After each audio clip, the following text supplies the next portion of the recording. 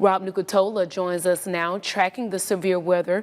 Good morning, Rob. Is this the same system making its way through our area? Yeah, it's kind of sort of the same energy, a little different as it's evolved over the past several hours. And we are definitely watching a couple of spots where the showers are a little bit more oomphy than some other spots. And most of what we're watching is closer to the coastline, where we've had some more impressive looking activity on the radar. Now, for most of our area right now, it's just some rain, some thunder, some impressive lightning. And that's all. And I think for most of us over the next hour, that's all it's going to be. I still see quite a bit of moderate to heavy rain moving right across the middle of our viewing area. But as we go a little further south and west, there is the potential for some more of those dangerous wind gusts or possibly even some rotation. Been watching a little bit of activity offshore. Now that it's getting to land, looks a lot less vigorous. We'll start from the top and work our way back down towards the bottom. I see plenty of those moderate to heavy showers from near Waycross all the way back to Statenville, right along the I-75 corridor from Adel to Valdosta. We keep sliding back a little bit farther to the south and west from Madison along I-10 back through Tallahassee.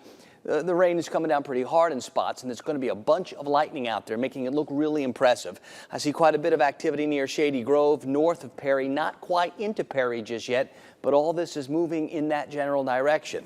We start to see some of those yellow polygons as we get to parts of Wakulla County and back through Liberty and down towards Franklin. This is for some wind gusts up over 50 or 60 miles per hour.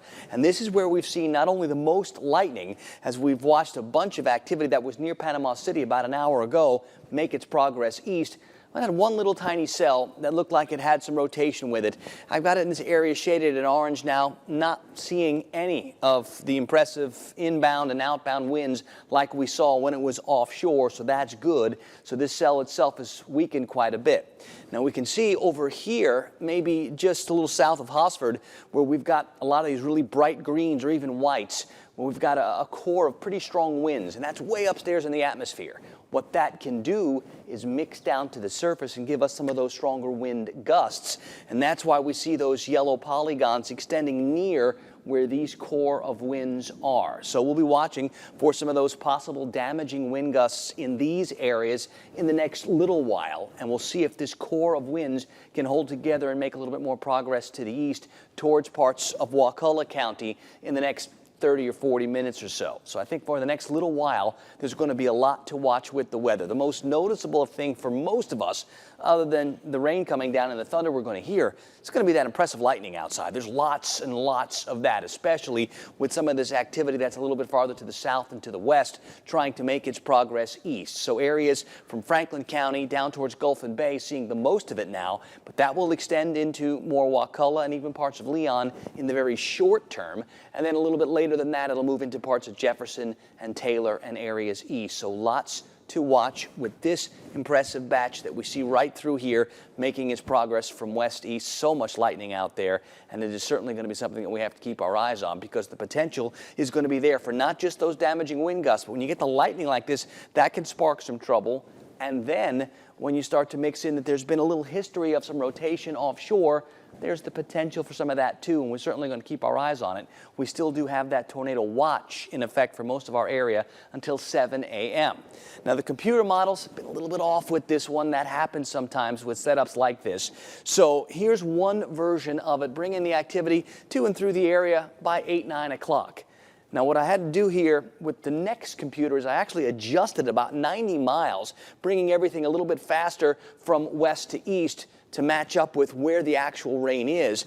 And that really wants to get a lot of the activity out of here by 7 o'clock in spots. So it's these next couple hours that we have the best chances for the most weather. Once we get past that, I think we get some gradual clearing today. We bring in that fresh breeze from the northwest. It's going to be totally different out there by lunchtime compared to what it is early this morning. This morning is going to be one of those real good mornings just to stay in bed and let it go by. For most of us, it is just rain, okay?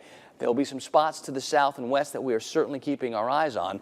But look at most of the sustained winds, less than 15 miles per hour. The gusts that are being reported, they're only just up over 20 miles per hour. So we've dealt with much worse than we're seeing out there this morning. we just have to get past this little jolt, and I think it's going to be the next 90 minutes where the jolt is going to be the strongest.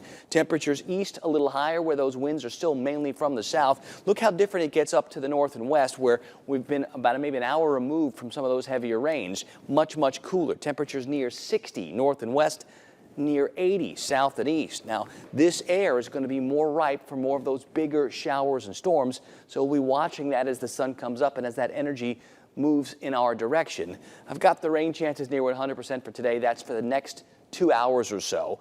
After that, we start to bring down those rain chances. As we get to Tuesday and Wednesday, we're looking at some pretty nice days, but yeah, I see more active weather on Thursday. Maybe another chance for another round of showers and storms, maybe some dangerous ones again on Thursday.